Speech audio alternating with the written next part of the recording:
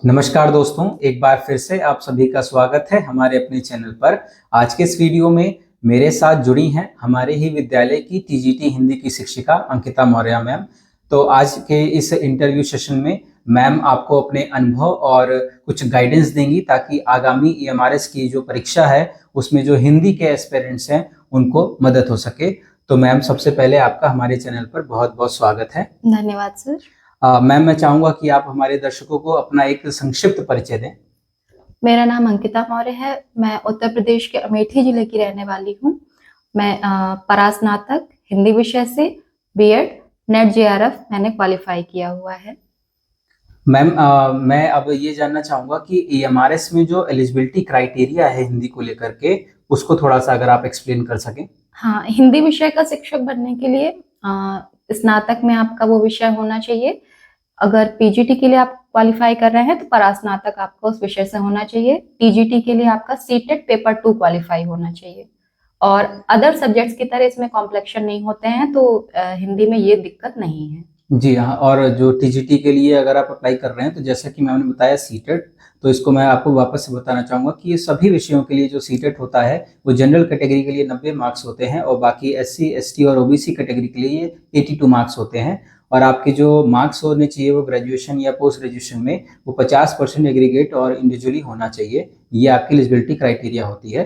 तो इस संक्षिप्त परिचय के बाद मैम, अब मैं सीधे आपसे जो पूछना चाहूँगा वो है प्रिपरेशन को लेकर के, कि आज के समय में जो दर्शक हमारा ये वीडियो देख रहे हैं और हिंदी की तैयारी करना चाहते हैं तो वो किस प्रकार से अपनी हिंदी की तैयारी को शुरू कर सकते हैं। तो आप अपने बहुमूल्य सुझाव और गाइडेंस हमारे दर्शकों को जो देना चाहें कृपया दीजिए। जी सर, मेरा स्नातक परास्नातक इसके बाद फिर मैंने बीएड किया था।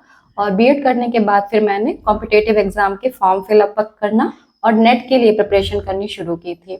2021 में मैंने नेट क्वालिफाई किया था दिसंबर में।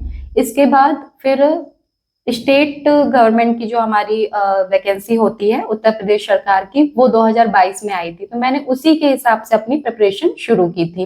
जैसे हिंदी का जो हमारा विषय होता है, चाहे वो आप राज्य स्तर पर अप्लाई करें या केंद्र की जो भी वैकेंसी आती है, लगभग बराबर ही होता है।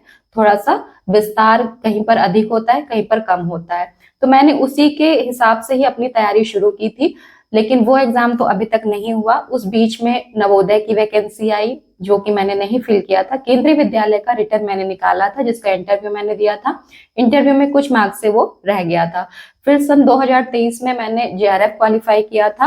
और 2023 में जब एमआरएस की वैकेंसी आई थी, तो वो तैयारी जो मैं पहले से कर रही थी, वो तैयारी मेरी काफी काम आई। और फिर जब टीजीटी के लिए मैंने अप्लाई किया था और पीजीटी दोनों के लिए अप्लाई किया था, जिसमें कि मेरा टीजीटी में सिलेक्शन हुआ और वर्तमान में मैं टीजीटी हिंदी के पद पर कार्यरत हूँ। जी, तो मैम, अब सिलेबस की जो थोड़े विस्तार पूर्वक बातें हैं कृपया आप वो डिस्कस करिए, क्योंकि जो टीयर 2 है वो काफ़ी बड़े बदलाव के साथ आया है और संभवतः ये पहली बार हो रहा है कि केंद्रीय स्तर की कोई वैकेंसी में रिटर्न आया है। तो इस बार काफ़ी बहुत मतलब असमंजस की स्थिति है। तो थोड़ा आप बताइए कि कैसे कम समय में इस चीज़ को ऑब्जेक्टिव के साथ साथ डिस्क्रिप्टिव की भी तैयारी कैसे की जा सके, क्योंकि 40 मार्क्स का ऑब्जेक्टिव है और 60 मार्क्स का डिस्क्रिप्टिव है जो एक मेजर सेक्शन रखता है। तो आप, क्योंकि आप नेट जेआरएफ आपने केवी क्वालिफाई किया, आपकी काफ़ी एक्सपीरियंस है, तो आप उस चीज़ को थोड़ा सा डिटेल में बताइए कि कैसे मतलब एक कैंडिडेट अपना प्रिपरेशन कर सकता है। जी सर, जैसे जब हमने दिया था तो वो ऑब्जेक्टिव ही था, तो उस समय का जो पैटर्न था वो अलग था। पर टीयर 2 में हमें ऑब्जेक्टिव के साथ साथ बहुविकल्पी के साथ साथ जो हमारे तथ्यात्मक प्रश्न और जो विस्तृत उत्तरीय प्रश्न जो रहेंगे वो भी रहेंगे। तो हमें कोशिश ये करनी है कि बहुविकल्पी प्रश्नों के साथ ही साथ हम वो तैयारी भी करते रहें, ताकि जब हमारा प्री निकल जाए तो हमारे पास समय कम रहेगा। तो इसमें मैं सिलेबस की बात करूं तो हिंदी साहित्य और व्याकरण 2 पार्ट में हमारे सिलेबस को बांटा गया है, जिसमें कि गद्य, काव्य और व्याकरण। लगभग जो पेपर का जो पैटर्न है उसमें दोनों ही पोर्शन को बराबर ही क्वेश्चन आते हैं। जैसे मैं साहित्य और व्याकरण दोनों की बात करूं तो हमें किसी भी पार्ट को छोड़ना नहीं है। अब साहित्य में भी गद्य और काव्य 2 पोर्शन होते हैं। तो गद्य में जैसे मैं सिलेबस में देखती हूँ तो हमारा जो हिंदी साहित्य शुरू कब से होता है, ठीक है। तो नॉर्मली जो बहुविकल्पीय प्रश्न है, तो सबसे पहले हम क्या करेंगे, सबसे पहले जो हमारा 2023 में जो एग्जाम हुआ था उन पेपर को अच्छे से देख लेंगे, एनालाइज उसको कर ग्रुप लेंगे। पे मैंने शेयर भी कर दिया है, तो आप ग्रुप जी। से चेक करके देख सबसे सकते पहले हैं। हम पेपर को देखेंगे कि किस प्रकार के प्रश्न पूछे गए थे। आप एमआरएस के अतिरिक्त नवोदय विद्यालय के पेपर भी देख सकते हैं, लगभग पैटर्न वही रहता है, तो उसके लिए आपको परेशान होने की जरूरत नहीं है। फिर उसके बाद जब आप क्वेश्चन का पैटर्न देख लेंगे, किस पार्ट से कौन से क्वेश्चन ज्यादा आए हैं, जैसे साहित्य में हमारे कुछ काल होते हैं, उनसे अधिक क्वेश्चन आते हैं। हिंदी साहित्य का इतिहास ये सबसे इम्पोर्टेंट पार्ट है। इसके बाद हिंदी साहित्य के इतिहास के बाद हमारा जो विधाएं लगी होती हैं, जैसे कि उपन्यास, कहानी, नाटक, एकांकी और निबंध, इनसे भी बहुत अच्छे क्वेश्चन बनते हैं। तो क्योंकि बहुविकल्पीय हमारा सिर्फ 40 मार्क्स का है, जी बिल्कुल। तो हमें ज्यादा उस पर समय न गवाते हुए हमें डिस्क्रिप्टिव की भी तैयारी डिस्क्रिप्टिव के लिए समय साथ ही साथ तैयारी करनी तो है। हमें ऑब्जेक्टिव के साथ डिस्क्रिप्टिव को भी तो कवर जैसे करना है। डिस्क्रिप्टिव के लिए मैं आपको बता दूं कि अगर आप किसी कवि के विषय में तैयारी कर रहे हैं, ठीक है, तो डिस्क्रिप्टिव में अधिकांशतः हिंदी में तो आपको कवियों से संबंधित या किसी लेखक ने किसी उपन्यास के विषय में क्या अपने विचार प्रस्तुत किए हैं, इस तरह के प्रश्न आ सकते हैं। इसके बाद हमारा काव्य में, मैं अभी शॉर्ट में बताती हूँ, उसके बाद मैं डिटेल में बताऊंगी। काव्य में भी हमारा कई काल में हमारे हिंदी साहित्य को विभाजित किया गया, जैसे आदिकाल, भक्तिकाल, रीतिकाल और आधुनिक काल।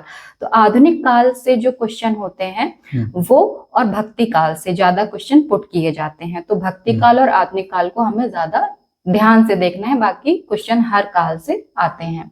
इसके बाद हमारा आता है हिंदी भाषा का विकास और व्यवहारिक व्याकरण, जिसमें कि भाषा, जैसे हिंदी को राजभाषा कब घोषित किया गया, हमारे राजभाषा के साथ साथ हिंदी के अतिरिक्त कौन कौन सी भाषाएं सम्मिलित हैं, ये कुछ पोर्शन होता है। इसके बाद व्याकरण में ज्यादा नहीं, जैसे अपठित गद्यांश और काव्यांश। तो व्याकरण पढ़ने का आपको बेनिफिट एक चीज ये मिलेगा, रीजनल लैंग्वेज भी आप हिंदी सेलेक्ट कर रहे हैं तो 20 नंबर का आपको बेनिफिट वहां भी व्याकरण पढ़ने का मिलेगा, और आपका सब्जेक्ट में तो मिलेगा ही मिलेगा, ठीक है। तो ये कुछ शॉर्ट वे में मैंने आपको बताया। फिर इसके बाद आप जो हमारे जो प्रैक्टिस सेट होते हैं, जैसे मैंने जो तैयारी की थी, आप घटना चक्र का या फिर यूथ पब्लिकेशन का आप प्रैक्टिस सेट ले लें, जिसमें प्रीवियस ईयर क्वेश्चन पेपर रहते हैं। तो उसमें हर एक काल से संबंधित आपको क्वेश्चन मिल जाएंगे। आप पहले उस काल को पढ़िए, फिर उससे रिलेटेड क्वेश्चन सॉल्व करिए, और कौन सा क्वेश्चन कितनी बार आया है, कौन कौन से एग्जाम में आया है, वो भी वहां पर लिखा हुआ होता है। घटना चक्र और यूथ में ये बहुत अच्छी चीज है कि क्वेश्चन को जो है वो किस किस एग्जाम्स में पूछा जा चुका है, सेंट्रल स्टेट सब दिया होता है। तो ये तो सभी विषयों के लिए मैं भी रिकमेंड करूंगा, क्योंकि हमारे साइंस और बायोलॉजी में भी बहुत अच्छी होती है। और अगर आपने ग्रेजुएशन और पोस्ट ग्रेजुएशन की आप योग्यता रखते हैं, तो आप लगभग कंफ्यूजन की स्थिति में नहीं रहेंगे कि आपको किस तरह से प्रिपरेशन करनी। बस दिक्कत ये आती है कि जब नोटिफिकेशन आ जाता है तो स्टूडेंट्स कंफ्यूज हो जाते हैं, और बहुत सारे मैटर को इकट्ठा नहीं करना है। आप जो तैयारी कर रहे थे उसी तैयारी को आपको कंटिन्यू रखना है, और सिलेबस के अकॉर्डिंग आपको तैयारी करनी। आपको फिर बहुत सारा मैटर इकट्ठा करने पर नहीं ध्यान देना है कि मैं यहाँ से भी पढ़ लूँ, मैं वहां से भी पढ़ लूँ। आप जिसके अकॉर्डिंग पढ़ रहे थे उसको पढ़िए। क्वेश्चन आप लगातार सॉल्व करते रहिए। जैसे आपने 50 क्वेश्चन का या 100 क्वेश्चन का आप दिन में बना लीजिए कि आज इस पार्ट से रिलेटेड मैं 50 क्वेश्चन सॉल्व करूंगा।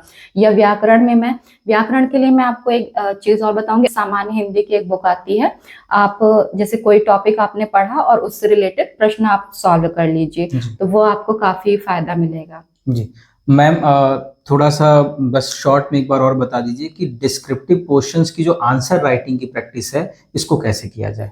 सर मेरा भी पहला एक्सपीरियंस है, पर मैंने अभी तक जितना पढ़ा है मैं उसके अकॉर्डिंग आपको बताती हूँ। जैसे हमने कबीर के विषय में कुछ पढ़ा, ठीक है, तो कबीर के विषय में पढ़ा, तो कबीर के संदर्भ में अलग अलग आलोचकों ने क्या क्या बातें कही हैं, मेरे हिसाब से जो प्रश्न बनेगा वो यही बनेगा कि जैसे हिंदी साहित्य में आचार्य रामचंद्र शुक्ल, आचार्य हजारी प्रसाद द्विवेदी ये प्रमुख आलोचक रहे हैं जिन्होंने कबीर के विषय में अपने विचार प्रस्तुत किए हैं। जी। तो उनके अकॉर्डिंग कबीर का व्यक्तित्व क्या था, उनके व्यक्तित्व में कौन कौन सी अच्छाइयां थी या बुराइयां थी, या उनके जी। साहित्य में क्या क्या देखने को मिलता है, इस तरह के प्रश्न आ सकते हैं। जी। उसी तरह भक्ति काल में जैसे हमारे निर्गुण, सगुण, रीति काल में जैसे भक्ति काल के जो प्रमुख कवि हैं उसमें हमारे कबीर आ जाते हैं, मलिक मोहम्मद जैसी आ जाते हैं, सूरदास आ जाते हैं। ये कुछ प्रमुख कवि हैं, इनसे संबंधित प्रश्न आएंगे ही आएंगे डिस्क्रिप्टिव में। जी। उनका पूछने का तरीका कुछ भी हो सकता है।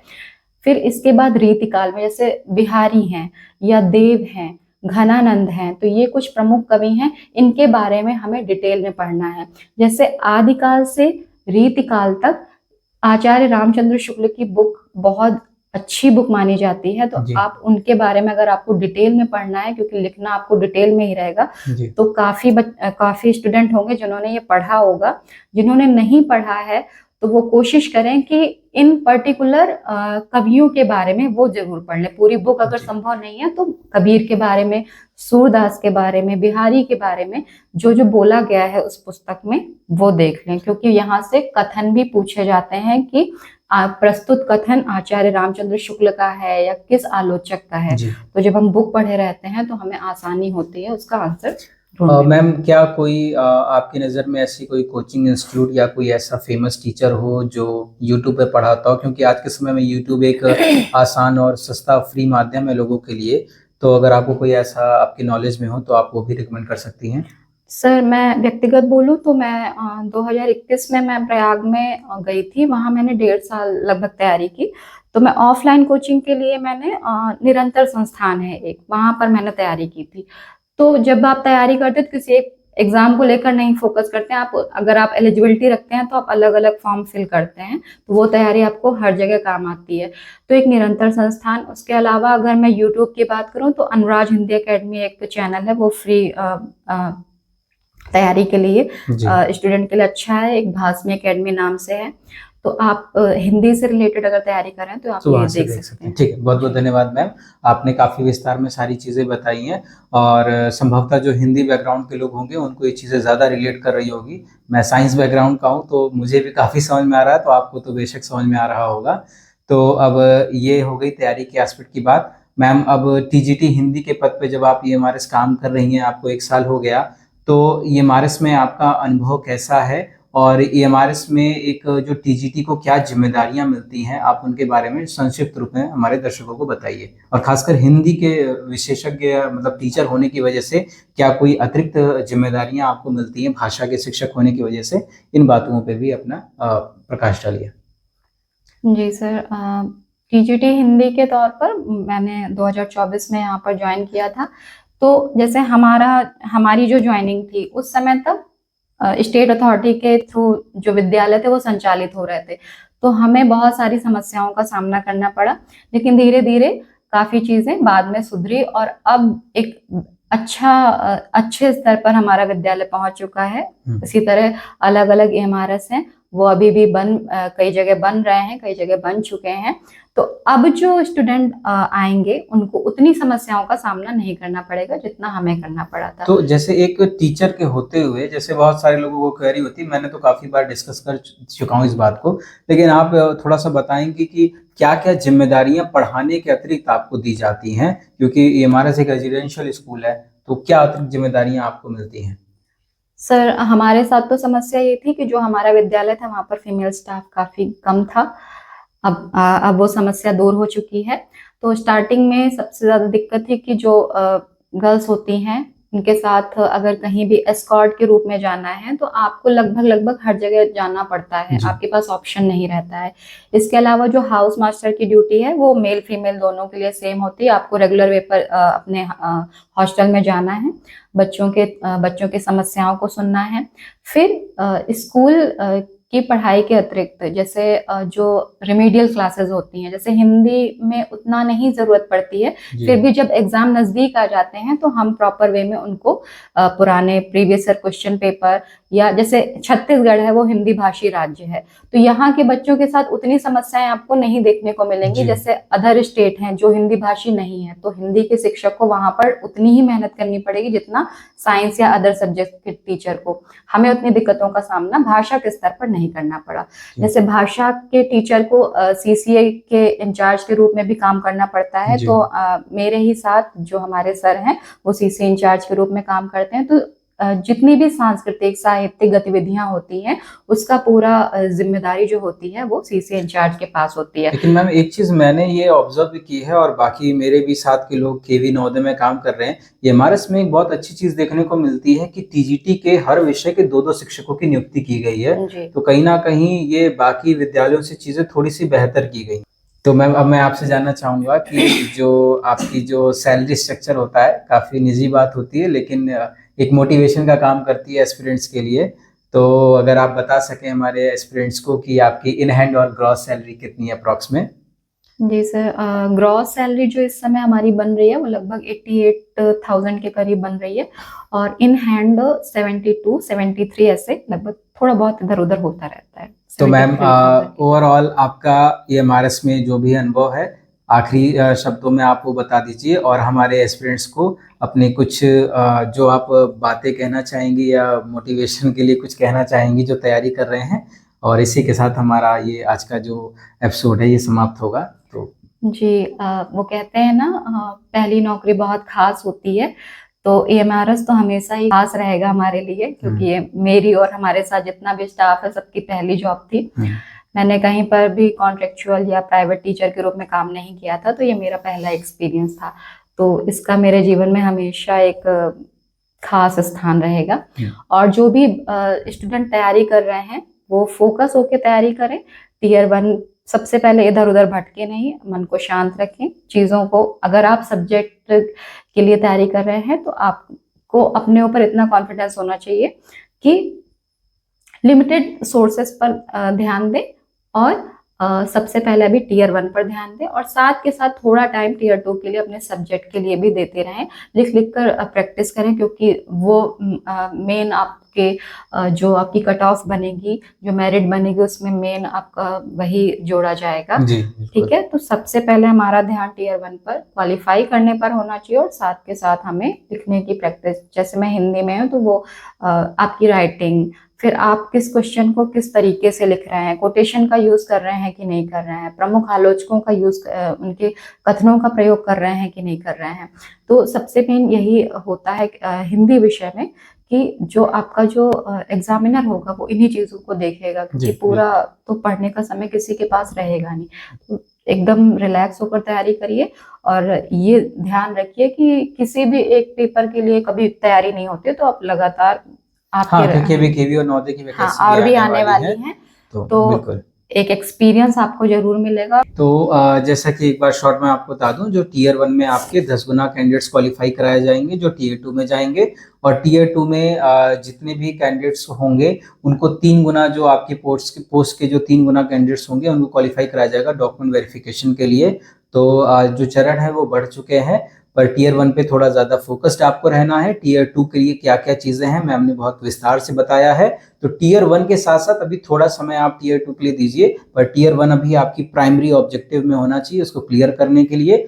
और आपको कोई भी संबंधित सवाल हो तो आप टेलीग्राम ग्रुप पे बिल्कुल मैसेज करिएगा। हमारे सभी मैं सर को बुक का प्रेफरेंस दे दूंगी, तो वो आपको वो टेलीग्राम ग्रुप पे मैं शेयर कर दूंगा, और मैम भी ग्रुप पे जुड़ी हुई हैं। अगर आपके कोई डाउट्स नहीं है तो आप बिल्कुल उसमें शेयर करिएगा, मैम आपको पर्सनली जितना हो सकता है उस पर रिप्लाई करने की कोशिश करेंगी। तो मैम आपका बहुत बहुत धन्यवाद अपना कीमती समय देने के लिए। थैंक यू सर, और सभी एस्पिरेंट्स को all the best. I hope अच्छे कैंडिडेट्स हमें फिर से मिलेंगे। जी बिल्कुल, आइए अच्छे कैंडिडेट्स हमारे साथ आएंगे, हमारे स्कोर आगे बढ़ाएंगे। तो बहुत बहुत धन्यवाद इस वीडियो को देखने के लिए।